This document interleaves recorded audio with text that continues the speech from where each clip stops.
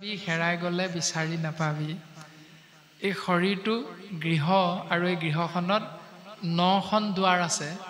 9খন দুৱাৰত 9টা তলা আছে। সেই 9টা তলাত 9টা চাবি আছে আৰু সেই চাবিটো যদি হেৰাই যায় তেতিয়াহ'লে বিচাৰি পোৱা নাযায়। আৰু সেই মায়া নামৰ চাবি কেৱল গুৰুৰ সেৱাৰ মাধ্যমেৰেহে লাভ কৰিব পৰা যায়। যে পঞ্চভূতি দেহকেহে মায়া বুলি কয়, তৰণ উপায় গুৰু সেৱাকেহে কয়। তলাটো গুৰু, তলা মাৰি গুৰুৰ হাতত চাবিটো আছে আৰু সেই চাবিটো যদি আমি কেনেবাকৈ গুৰুৰ ওচৰৰ পৰা আনিব পাৰোঁ, এই নামৰূপী চাবিৰ দ্বাৰা মায়াৰূপী তলা আমি খুলিব পাৰিম আৰু খুলি ল'ব পাৰিলেহে আমি এই সংসাৰৰ পৰা সুন্দৰভাৱে পৰিত্ৰাণ পাব পাৰিম। জীৱ আত্মা পৰম আত্মা ঈশ তত্ত্বৰ লগত একাত্মক হৈ যাব পাৰে। এই দৰ্শনটো ভাগৱতে আমাক সিদ্ধান্ত দিছে। এৰা হেনয় সংসাৰ বৃক্ষ তোমাতে সে উপজয়, মহাজ্ঞানী গণে আক জানে, মায়ায়ে মোহিত মন যিটো অপণ্ডিত গণ, তোমাক বিবিধ কৰি মানে। এই তত্ত্বটো কোনে জানে? মহাজ্ঞানীসকলে জানে। কিন্তু অজ্ঞানীসকল বা অপণ্ডিতসকলে ইয়াক ভিন্ন ভিন্ন ৰূপত আশ্ৰয় কৰাৰ মূল কাৰণটো হ'ল তোমাৰ মায়াত মোহিত হৈ আছে। সন্তৰ ৰক্ষাৰ সেতু বহুবিধ ৰূপ ধৰা, দুৰ্জনক বিনাশী বা বলে, তোমাৰ চৰণ পাৱে গো খোজ সমান কৰে, সংসাৰক ভকত সকলে। এতিয়া সন্তসকলৰ ৰক্ষাৰ বাবে তুমি বিভিন্ন ৰূপ ধাৰণ কৰা সময়ে সময়ে, আৰু সময়ে সময়ে বিভিন্ন ৰূপ ধাৰণ কৰি তুমি দুৰ্জনসকলক বিনাশ কৰা। আৰু এই তত্ত্বটো বুজি পায় পণ্ডিতসকলে, ভকতসকলে, কিন্তু বুজি নাপায় অভকত অপণ্ডিতসকলে। আৰু সেইকাৰণে বুজি পোৱা পণ্ডিত বা ভকতসকলৰ কাৰণে এই বিশাল সংসাৰখন গৰুৰ এটা খোজৰ সমান ভাৱনাযুক্ত হৈ কৃষ্ণ নাম আশ্ৰয় কৰি অনায়াসে তৰি যাব পাৰে। হৰিত শৰণ লয়া যিটো জন, হৰিয়ে শৰীৰৰ চৰিত্ৰ শ্ৰৱণ কীৰ্তন কৰে, দুৰ্ঘোৰ অপাৰ সংসাৰ সাগৰ হৰিয়ে, সিটো মহাজনে অতি অপ্ৰয়াসে তৰে বা অতি মহা যত্নে তৰে। যে এই সংসাৰখন কিমান বিশাল, বিশাল সংসাৰখন কৃষ্ণ নাম আশ্ৰয় কৰি ভকতসকলে গৰু খোজটো সমান ভাবি তৰি যাব পাৰে। কিন্তু অভকত অপণ্ডিতসকলে, অসাধুসকলে কৃষ্ণ নাম আশ্ৰয় নকৰাৰ বাবে এই সংসাৰখন বিৰাটময় দৰ্শন পায়, সংসাৰখনৰ পৰা তৰি যাব নোৱাৰে। আপুনি ভকতে তৰে ইঠাৱতে গৈল এৰি, তজুপাদ পদ্ম নৌকা দুই, মুক্ত ভৈলো বুলি যিটো তোমাৰ চৰণে ৰৈ, দুনাই সিটো পৰৈ ভ্ৰষ্ট হুই। ভকতে তৰে, কিন্তু যিজনে আকৌ মই এনেকৈ মুক্ত হৈ যাব পাৰিম বুলি ঈশ্বৰ কৃষ্ণৰ চৰণ চিন্তা ভকত সেৱাৰ পৰা আঁতৰি আহে, তেওঁ আকৌ লাহে লাহে ধ্বংসৰ গৰাহতহে পৰিব লগা হয়। এই দৰ্শনটো প্ৰকাশ কৰিলে ৰামে তজু নাম মুখে লবৈ, হৃদয়ত ৰূপ ধৰৈ, সিজনে নিস্তৰ সংসাৰ,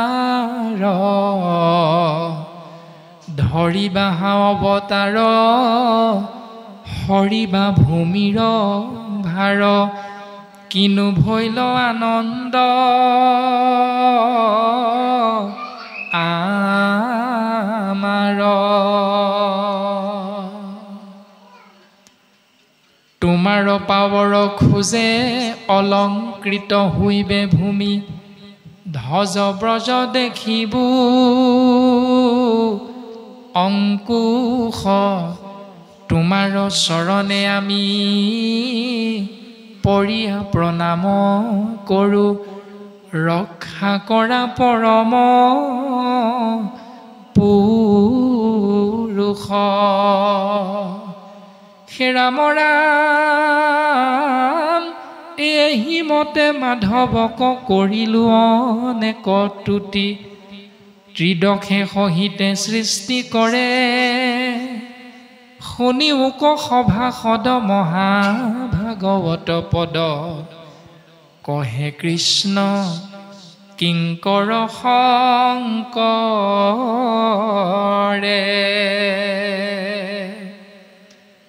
দেৱৰো দেৱতা হৰি জানিয়া যতন কৰি লয়ো এক শৰণ কৃষ্ণত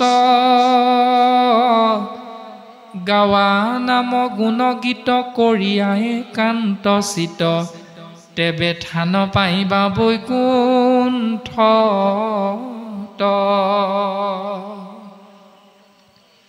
গুৰুজনাই কৈছে এনেকৈ ব্ৰহ্মাকে ধৰি ত্ৰিদশ দেৱতাই কৃষ্ণ চৰণত সেৱা নিবেদন কৰিছে গতিকে সেই সুধীবৃন্দ কলিৰ মলমতি মনুষ্য তোমালোকেও যদি তৰণৰ উপায় হিচাপে কৃষ্ণ নামক আশ্ৰয় কৰা ধ্ৰুৱ সত্য বৈকুণ্ঠত স্থান পাবা ৰাম শুনি মোক অভিপ্ৰায় আতপৰে পুণ্য নাই হৈ শুদ্ধ মহাৱন্ত্য জাতি পৰম বান্ধৱ নাম যিটো লবৈ অবিশ্ৰাম তাৰ সাত কাৰ্য সাধৈ আতি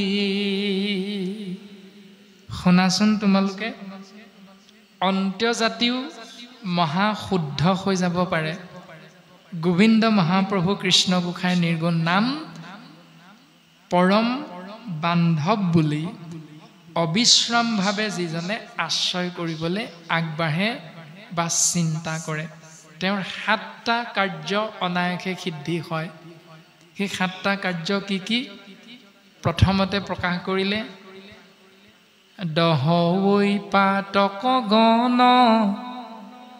পুণ্য কৰৈ উপাৰ্জন বিৰকতি মিলৈ বিষয়ত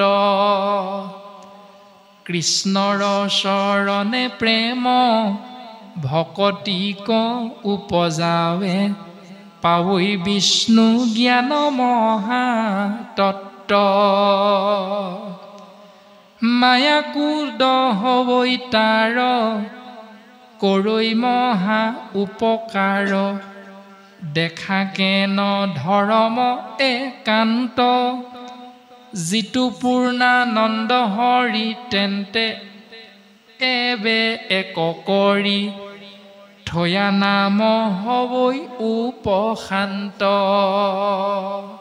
নামে এই সাতটা কাৰ্য সিদ্ধি কৰে যেতিয়ালৈকে সাতটা কাৰ্য সিদ্ধি নহয় তেতিয়ালৈকে নাম শান্ত নহয় এয়াই হ'ল নামৰ মূল বিষয়বস্তু প্ৰথম পাপবিলাক নাশ কৰে তাৰপাছত পাপ যেতিয়া নাশ হয় পুণ্য জমা হয় তাৰপাছত বিষয়ত বিৰকতি ভাৱ আহে তাৰপাছত কৃষ্ণৰ চৰণত প্ৰেম ভক্তি হয় তাৰপাছত বিষ্ণু জ্ঞান মহাতত্ত্ব লাভ হয় তাৰপাছত মায়া নাশ হয় তাৰপাছত পূৰ্ণানন্দ হৰি আমি অপূৰ্ণ কাম ভগৱন্ত পূৰ্ণ কাম ভগৱন্ত পূৰ্ণ আনন্দ আমি কেৱল আনন্দ গতিকে কেৱল আনন্দ বস্তু পূৰ্ণানন্দ কৃষ্ণ তত্ত্বৰ লগত একাত্মক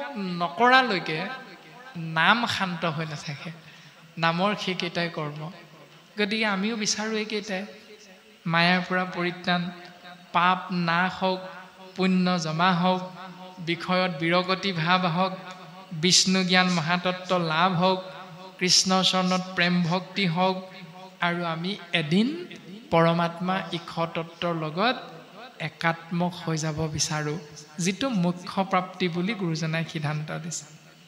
এয়া কেৱল সম্ভৱ গোবিন্দ মহাপ্ৰভু কৃষ্ণ গোসাঁইৰ নিৰ্গুণ নাম এক শৰণ মাধ্যমেৰে আশ্ৰয় কৰাৰ দ্বাৰাহে। এৰামে হেন নাম আছে কাছে, গাঁৱে গাঁৱে মুখ আছে, তথাপিতো পৰৈ যাতনাত, কিনো মহা মূঢ়মতি তাৰ আৰ নাহি গতি, কৰিলে আপুনি আত্মঘাত। এনেহেন পূৰ্ণানন্দ নাম বস্তু সকলোৰে লগতে আছে। আছে কাছে, কাছে মানে কাষতে আছে, ওচৰতে আছে, আৰু লগে লগে গাঁৱে গাঁৱে মুখ আছে। প্ৰত্যেকটো শৰীৰতে একোখনকৈ মুখ আছে, আৰু প্ৰত্যেকৰে কাষতে নাম বস্তু আছে। এখন মুখ আছে, নাম বস্তু কাষতে আছে, থকাৰ পাছতো কিনো মহামূঢ়মতি তাৰ আৰু নাহি গতি, কৰিলে আপুনি আত্মঘাত। মুখখন থকাৰ পাছতো কৃষ্ণ বুলি ক'বলৈ আপোনাৰ মোৰ মন নাযায়। হেৰৌ কৃষ্ণ বুলি কচোন। ল'ৰাটোক যদি কোৱা যায়, এখনতো তোমাৰ নামটো যদি কোনোবাই সোধে, প্ৰথমে কৃষ্ণ বুলি কৈ নামটো ক'বা। এদিন হঠাৎ যদি এজন ভকতৰ আগমন হয়, সন্তানটোক যদি ভকতজনে নামটো সোধে, তেতিয়া দেউতাকজনে সোণটো তোমাৰ নামটো কৈ দিয়া আকৌ, এই বুলি কোৱাৰ লগে লগে সন্তানটোৱে নামটো কয়, কিন্তু আগতে দেউতাকে শিকাই থোৱা কৃষ্ণ বুলি নকয় আগতীয়াকৈ। কৃষ্ণ বুলি কিয় নকলা বুলি ক'লে, হেমেনা হেমেনিকে যেনে তেনে কয় আৰু, নকলে নহয় কাৰণে। বোলে কৃষ্ণ মোৰ নামটো আমুক, এনেকৈ যেনে তেনে লাজ মান কাটি কৰি কয়গৈ আৰু শেষত।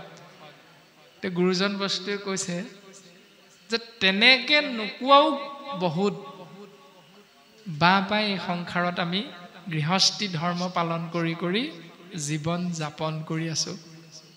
মাধৱ গুৰুজনাই সিদ্ধান্ত দিলে যে জ্ঞানে বা অজ্ঞানে মাধৱৰ নাম ফুৰে যিটো জনে সুঁৱৰি, টাংক মূৰ বুলি খাতে চক্ৰ ধৰি, ৰাখিয়া ফুৰন্ত হৰি। তুমি জানিয়ে কৃষ্ণ বুলি কোৱা, নজনাকেই কৃষ্ণ কোৱা, সেইটো তোমাৰ নিজৰ কথা, কিন্তু নামে নামৰ কাম কৰিবই। নামৰ কাম এইকেইটা, আৰু সেইটো নামে কৰিবই। যেনেকৈ তুমি বা যেনেকৈ এজন বৃদ্ধ দেউতাই ডাক্তৰৰ ওচৰৰ পৰা বেমাৰটো দেখুৱাই আহি ফাৰ্মেচিখনত ঔষধকেইটা লওঁতে ইংৰাজীত লিখি দিয়া জ্বৰৰ ঔষধটো পেৰাচিটামল নামটো ইংৰাজীত পঢ়িব নাজানে যদিও ফাৰ্মেচি মানুহজনে দেখুৱাই দিলে ৰঙা বাকলি থকা এই টেবলেট কেইটা আপুনি খাই উঠাৰ পাছত দিনে এবাৰ, ৰাতি এবাৰ, দুবাৰ খাব। দেউতাকে মনত ৰাখি আহিলে ৰঙা বাকলি থকা টেবলেটটো, নামটো কিন্তু পঢ়িব নাজানে সি। তথাপিতো টেবলেটটো বা ঔষধটোৰ কাম হ'ল বেমাৰটো নিৰাময় কৰা। তুমি টেবলেটটোৰ নাম জানি খোৱা, নাজানি খোৱা কথা না, ঔষধে ঔষধৰ কাম কৰিব। তুমি পঢ়িব জানা এলডিন, পঢ়িব জানা ফেনাইল বুলি, জানিও যদি তুমি খাই দিয়া, নজনাকেও যদি খাই দিয়া, বিহে বিহৰ কাম কৰিবই, তোমাৰ মৃত্যু হ'বই।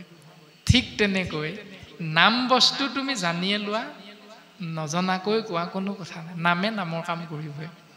সেই দৰ্শনটোকে ভাগৱতে আমাক সিদ্ধান্ত দিছে। তেনে উত্তম বস্তু গুৰুজনাই দৰ্শন কৰাই দিয়াৰ পাছতো যদি আমি মুখখন থাকিও নাম বস্তু ওচৰতে পায়ো যদি আমি আশ্ৰয় নকৰোঁ, তেতিয়াহ'লে তেওঁতকৈ দুৰ্ভগীয়া দ্বিতীয়জন কিন্তু নাই। সেইজন আকৌ মই নেকি, সেইজন আকৌ আমি নেকি, এইটো আমি প্ৰত্যেকে নিজকে বিশ্লেষণ কৰি চাব লাগে। আৰু যদি চাই বুজি পালোঁ সেইজন ব্যক্তি আমি, তেতিয়াহ'লে নিজক সংশোধন কৰিব লাগে, নহ'লে সেইজনক আত্মঘাতী বুলি কৈছে। এৰামে জানি এৰা নমতি, ভকতিক কৰা ৰতি, জানি এৰা আনমতি। ইমান দিনে উদয়পুৰ গাঁওখনত আপোনাসৱৰ এই নামঘৰক কেন্দ্ৰ কৰি অৱস্থান কৰি থকা বাপাইসকলে বা আমি সমস্ত জনাই এনেকৈ যদি কৃষ্ণ নাম বস্তুৰ মহান তত্ত্বটো জানিবলৈ চেষ্টা নকৰি বা জানি বুজি কৰ্মকাণ্ড জ্ঞানকাণ্ড বেদৰ যি প্ৰবৃত্তিঞ্চ নিবৃত্তিঞ্চ প্ৰবৃত্তি মাৰ্গক আশ্ৰয় কৰি যাগ যজ্ঞ পূজা পাতল দান দক্ষিণা শ্ৰাদ্ধ পিণ্ড ব্ৰত তীৰ্থ স্নান আদিবিলাকৰ মাধ্যমেৰেহে জীৱনটো আগবঢ়াই আছিলোঁ তেতিয়াহ'লে কালিলৈ পৰা অন্তত আমি নামৰ মহামহত্বটো যিহেতু আজি ভাগৱতৰ পদবন্ধে বুজি পাইছোঁ তেতিয়াহ'লে কালিলৈ পৰা আমি বাকীখিনি জানি এৰা আনৰ মতি ইমান দিনে পালন কৰি অহা নিয়মটো আমি কালিলৈ পৰা অন্তত এৰিব লাগিব কিয়নো আমি আজি জানিলোঁ সেইকাৰণে জানি এৰা আনৰ মতি ভকতিক কৰা ৰতি কৃষ্ণ নাম শ্ৰৱণ কীৰ্তন মহাভক্তি আশ্ৰয় কৰা আৰু লগে লগে নেৰিবা মুখত ৰাম নাম মুখত ৰাম নাম নেৰিবা কেৱল আশ্ৰয় কৰি থাকিবা তেতিয়া লাভ কি হ'ব তৰিবা সংসাৰ দুখ সংসাৰত ইমান দিনে পাই থকা দুখৰ পৰা পৰিত্ৰাণ পাবা লভিবা মুকুতি সুখ সঘনে ঘুষিও ৰাম ৰাম হৰি ৰাম ৰাম ৰাম এই দৰ্শনটোকে আমাক সিদ্ধান্ত দিলে কৃষ্ণ তত্ত্ব যেতিয়া মথুৰা নগৰত কংসৰ কাৰাগাৰত অৱস্থান কৰিলে মায়া তেতিয়া ক'ত অৱস্থান কৰি আছিল যমুনাৰ সিপাৰে গোকুলত আৰু যেতিয়া আকাশবাণী শুনি বসুদেৱে কৃষ্ণ তত্ত্বক গোকুলত থলেগৈ তৎক্ষণাৎ গোকুলৰ পৰা মায়া মথুৰালে অৱস্থান কৰিল তাৰমানে ইয়াৰ দ্বাৰা আমাক এইটো সিদ্ধান্ত দিছে য'ত স্বয়ং কৃষ্ণস্তু ভগৱন্ত নাম প্ৰকাশিত হৈ থাকে তাত মায়া তত্ত্বৰ প্ৰৱেশ নহ'ব য'ত মায়া তত্ত্ব থাকিব তাত কৃষ্ণ তত্ত্ব নাথাকে কিন্তু তুমি যদি কৃষ্ণ তত্ত্বক আশ্ৰয় কৰিব পাৰা তেতিয়াহ'লে মায়াৰ পৰা তুমি অনতি পলমে পৰিত্ৰাণ পাব পাৰিবা এই তত্ত্বটো ভাগৱতে আমাক দৰ্শন কৰালে সময়ো 12 বাজিল আমি যাবগৈ লাগিব গতিকে আমি সেৱাভাগী নিবেদন কৰিব বিচৰা